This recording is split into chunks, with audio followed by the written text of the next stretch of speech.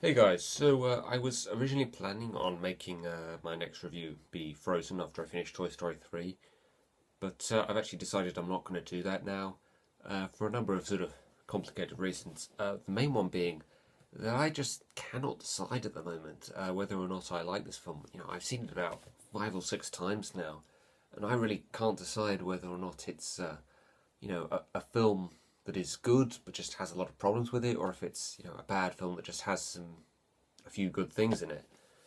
Because I remember the first time I saw it, uh, the first half hour or so, I was really like hating it. I really didn't think it was good at all.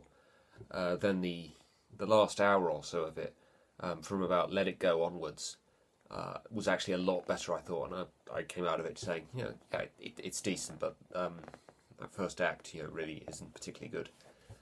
Then all the reviews came in, and everybody was talking about how great it was, how fantastic it was, how it was up there as, like one of the best Disney films to date.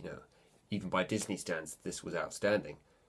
And I was thinking to myself, right, obviously I'm missing something here, so I went and watched it again, and yeah, I liked it a lot more. I felt kind of relieved actually that I liked it a lot more. There was a lot more good stuff in it, and I kind of just sort of conceded to myself, yeah, like the first 10 minutes or so aren't particularly good. Some rather poor exposition, but the rest of it is good. And then I went and I got it on Blu-ray, and I watched it a few more times, and I'm thinking to myself, yeah, those first 10 minutes really aren't good at all, and perhaps it's actually a bigger problem than I thought. After that second viewing, it actually does kind of affect the entire film, like overall. So I'm going to just take a moment here to sort of properly explain, I think, what my real problem with those first 10 minutes. Now, obviously, it's mostly exposition in the first 10 minutes. We see Elsa's powers, we see the relationship between the two sisters, we see the king and queen's plan, we see it go awry, and everything, and then it's another 3 years, and Elsa is queen, and it's just exposition. It's just explaining what this world is, what the situation is, and who these characters are. And it really doesn't do a particularly good job of it, I would say. And the whole idea of setting things up in the first few minutes of a film is to then sort of draw you in and have you understand the rest of the film from there on. So if that exposition and getting you up to speed about what's going on, it doesn't succeed in doing that, that's kind of a big deal for the whole film, I would say. Elsa's powers, for example, this is a fantasy world, so I'm already kind of confused. Are powers just a kind of normal thing in this world, or is it, like our world? People are just sort of. It's maybe kind of like X-Men. There are some people who just happen to have these powers that are just born with for no explained reason. Yeah, I can accept that. I don't need to know why Elsa has these powers or why she was born with them. What I want to know though is how normal this kind of thing is in this world. Why are her parents scared of the fact that she has powers and everything? What does the rest of the world think of this exactly? What do they think is going to happen? What are they worried about? Because this isn't our world. So that's kind of something you need to know. Also, kind of minor point, the Frozen Heart. It's a nice song and everything, but it's kind of pointless when you really think about it. I actually forgot about it the first time I saw the film because it bears no relevance to anything else that happens. Um, and then, sort of, the control Elsa has over these powers is also something else that I don't think is really properly explained. Like that first scene with them as kids, it looks as though Elsa has complete control over what she's doing and the powers that she has. The little moment where she injures Anna, that to me wasn't really her not being able to control her powers. That was just a moment of panic where she makes a mistake. Basically, that's what happened to me. But then later, when she's an adult and she's had all these years to, presumably she's trying to learn to control her powers, for the good of Arendelle. Now she seems to have a real sort of lack of control of her powers. The way she exposes it in front of the whole kingdom in the ballroom there, and then makes a run for it and inadvertently causes Arendelle to be immersed in winter. She quite obviously doesn't have any control over it because she causes these things to happen without even meaning to. But why exactly do these things happen? Are they based on emotion? Why does she not have this control when she looked like she had control? Earlier on in the film when she was a kid. And why is it, after all of this sort of anxiety and fear and panicking, we go straight into Let It Go, and she builds this ice palace and something, and apparently now, she does have control over it, so much so that she can build an ice palace just out of nothing and change her outfit. I'm not entirely sure how having powers to do with ice and snow gives you the ability to change your outfit, but whatever. It's just, kind of everybody immersed in the amazing visuals and everything. And again, I just don't understand. It seems a bit inconsistent to me, the control Elsa seems to have over her powers, or doesn't have control, or whatever. So it leaves me kind of confused about, what Elsa can do in the situation, what Anna could get Elsa to do in the situation. Why is Anna so sure that Elsa could even thaw the winter in Arendelle? She doesn't know anything more about Elsa's powers than even we do. In fact, she knows less, really, because she's had her memory erased. So yeah, it's just, it doesn't really add up to me. It just leaves me very confused about what the hell's going on with Elsa's powers. And then you have the King and Queen's plan, which, as well as sort of being underexplained, also doesn't make a lot of sense. She has these powers which are kind of dangerous, so, she can learn to control them over a good few years. Why does that mean she has to be locked away in her room for, a good, 10 or so years? And also, has she literally been in her room for 10 years? She's never left her room in all that time. Doesn't she need to eat? How can she expect to, she's been locked in her room for 3 years without her parents, if that is the case, certainly, because they've been dead for 3 years by the time we get to the coronation. So what the hell has she been doing? How has she been able to eat? How has she been able to, live any kind of life if she's not got any parents and she's been confined to her room all that time? And, again, she's not learned to control her powers in all that time. And, the gloves seem to be able to control them, even though she as a person can't. Again, it just doesn't add up to me. It doesn't make a huge amount of sense. And also, why not tell Anna about this? Anna is obviously, a loving sister. She doesn't mean her any harm. She doesn't want anything bad to come to her. By erasing her memory of all of this and what's going on and why Elsa has to be locked away, it's, just left Anna, confused and frustrated about what exactly is going on. And actually, the fact that the troll leaves in the memories of the fact that they were friends as kids, and they hung out a lot and they played quite a lot, that actually probably makes the situation even worse, because if you'd led Adam to believe that her and Elsa were very sort of distant and that they didn't really know each other particularly well, she wouldn't then have become particularly frustrated by the fact that she locked herself in a room all that time. She would have just sort of accepted, oh, it's my sister, she doesn't like me. I can just accept that, she doesn't want to speak to me because, we don't get along. But by the fact that she remembers them being friends for a long time, just makes it more frustrating and more confusing for her. Again, begs the question, why not tell Anna about what this is, what's going on? I don't know, maybe people are sort of thinking that, she's a kid, she won't understand. Well, her parents don't die until she's already an adult. Why not tell her, a few years later when she's sort of more capable of understanding things like this? So again, this plan just doesn't add up to me. This doesn't make any kind of sense. And probably sort of escalate this idea of keeping Anna in isolation all this time, kind of escalated by the fact that you see Anna getting so confused between these two names of these two sisters. Elsa being locked in a room all this time is kind of escalated by the fact that when she actually does run out of the castle, when everybody knows that she has these powers, she just builds this ice palace and changes her outfit and everything, to these things, Let It Go.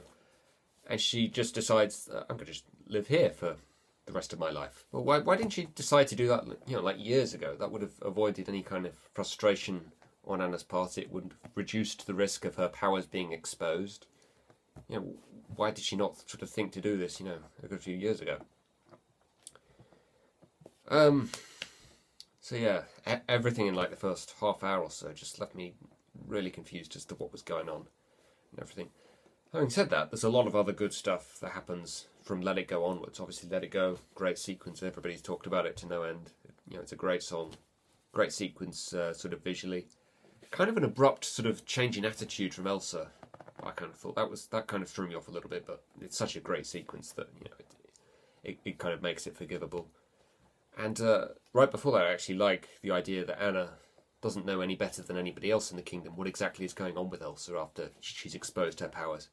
But Anna still has faith in her sister that she doesn't mean any harm, she's not done anything wrong, and she has faith that she'll be able to put things right and everything. She still believes in her sister, believes that she doesn't mean any harm, that she's willing to go after her, even though she doesn't really understand any better than anyone else what's going on here. So yeah, I like that. I like the character of Kristoff. I thought he was quite a good sort of comedic addition to the whole idea, much more sort of blunt with the whole sort of love story situation. I'll get into that in a minute as well, by the way. And Olaf, I could have done without, if I'm honest. Really, I don't really feel like he added a huge amount to the story or anything. But he had a few sort of funny kind of lines. And also sisters and a nice sort of sibling relationship between the two of them. I always love watching siblings in any form of kids' entertainment. I always think that they make for a really interesting and fascinating kind of relationship, really, because obviously they can't possibly be in love, but you're not entirely sure. Are they friends or are they more than friends, kind of thing? Because siblings, the kind of people that you may not necessarily have a lot in common with, but you kind of need to get along with them like you would do a friend, because you're going to spend the rest of your life with them, or a lot of your life with them. So sibling relationships always fascinating me. So I love Elsa and Anna together. That's a good little relationship that we see there. But the other thing people really praise this film for and think that it's so amazing and so commendable is mainly, I think, with the character of Hans and the character Kristoff. The film leads you to believe that Hans is the love factor that Elsa is going to end up marrying at the end of the film or something. And I don't really know what people thought Kristoff was, if that's the case.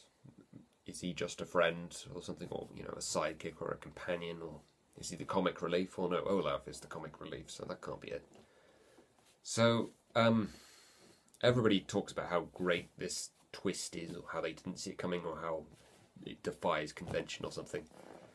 The problem for me personally is I was never fooled by this. I never believed for a second that Hans was the love factor, because it seemed like way too sort of cliched and way too sort of telegraphed the way they were playing it up, the way that Hans was portrayed, the fact that the love song, where they supposedly fall in love by way of the song, is far too early in the film, really, for it to be genuine. You think like A Whole New World is about halfway through the film. Can You Feel the Love Tonight is about 2/3 of the way through the film. What was the one in Beauty and the Beast? Something that wasn't there before or something. I think that's about 2/3 of the way through the film. And Love is an Open Door is like about 15 minutes into the film. So it just couldn't possibly have been genuine. I was never led to believe, or never fooled by this in any kind of way, that I thought that they were genuinely going to be in love and were going to end up getting married or anything. So I did kind of guess the Hans on some level would be the bad guy. And as soon as not Kristoff's first appearance in the film, but the first time he meets Anna in the film, in that cabin where he's covered in snow, instantly at that moment I guessed he's the love factor. He's the person Anna's going to end up with. And for a long time I actually thought that maybe the film wasn't going to resort to that kind of level. Perhaps Kristoff was just going to be a friend. He was going to be kind of like the Dory in Finding Nemo. He was just going to be a companion along the way, that they were going to end up as good friends by the end, but they weren't actually going to be in love. But no, they kiss at the end of the film, and they're in love and everything. It's kind of nice that they don't sort of throw it in your face like they do with a lot of love stories, particularly in Disney films. But I would have kind of preferred it if it hadn't been a love story at all, to be honest. People also sort of talk about these things that we haven't seen before. Sisters, no kind of obvious kind of villain character, just kind of a jerk who is just in there for the money or the glory. In the form of Hans, he's not really a villain. He's just kind of a jerk character. Kristoff not being a very sort of blatant kind of love factor or something. A comic relief character that isn't just annoying. It's nice and everything that they're trying to do a few new things, but does the fact that it's new and it hasn't been done before, does that in of itself make it good? I don't know. Olaf and Kristoff and Hans, they're all kind of decent enough characters, but nothing really strikes me as there it being like groundbreaking or really memorable or being like some of the best characters of those types out there or anything. Again, like I said, I could have done without Olaf, to be honest. I don't dislike him or anything, but I think the film could have been fine without him, to be honest. I suppose people might say that, it wouldn't draw the kids in enough. There isn't enough for kids to enjoy if you don't have the comic relief character in. Tangled seemed to get along perfectly fine without a comic relief character. We got by with the comedy of just, that horse and Flynn Rider's, like, wise-ass remarks from time to time. That was fine for me, just having bits of comedy here and there as, the comic relief without needing to make one specific character a comic relief character. I really like that about Tangled. Tangled is a far better movie than Frozen, in my opinion, by the way. So yeah, that doesn't really sort of do it for me. But I like Elsa and Anna. I do like the character of Kristoff. I think I enjoy most of the songs, as songs.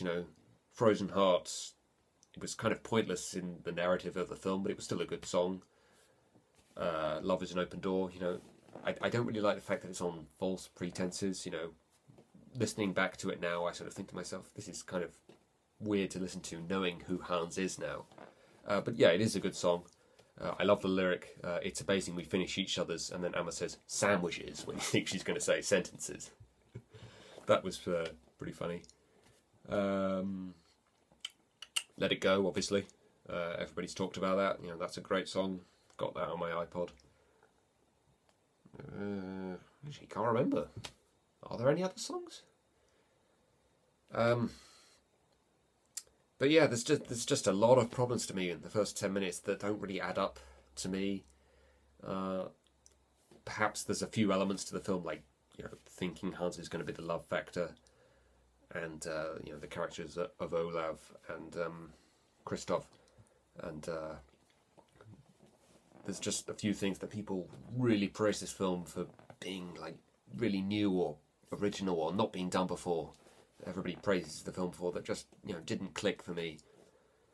And the songs aren't brilliant in terms of what they add to the narrative. They're just good as songs, really.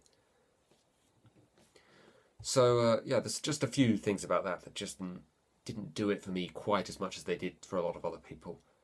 And the lack of explanation in the first 10 minutes is just a big, big problem for me. So I suppose I just have to sort of conclude that I'm kind of indifferent towards this film, really. So, it would be kind of pointless, I think, for me to review it in that sense. But yeah, that's basically why, I can't really decide whether or not I think Frozen is a good film or not. But let me know what you guys think. Do you think what I'm saying is justified here, or it makes absolutely no sense at all? Do I